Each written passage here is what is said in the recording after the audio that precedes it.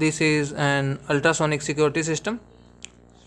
It includes an ultrasonic sensor, breadboard, LCD screen, the buzzer, LED, register, and 10k ohm potentiometer, Arduino Uno, and of course the jumper wires. Now, according to the program, the distance to be measured in centimeter, and when the distance between the ultrasonic sensor and an object is 15 centimeter or less, then the buzzer will buzz and the LED will glow. Now, when I take an object and place it in front of the sensor, the distance is 17, no light, no buzzing. But see what happens when the distance is 15, the light is on, the buzzer is also on.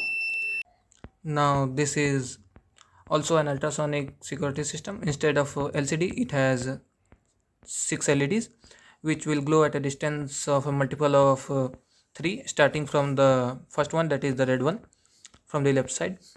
Now in the serial port it says out of range, because range I have defined here is less than or equal to 18, so no object is placed in its range, so it says out of range as of now. Now watch carefully as I place an object less than 18, the last one is glowing, and as I move closer, subsequent bulbs will also glow. The buzzer is also buzzing.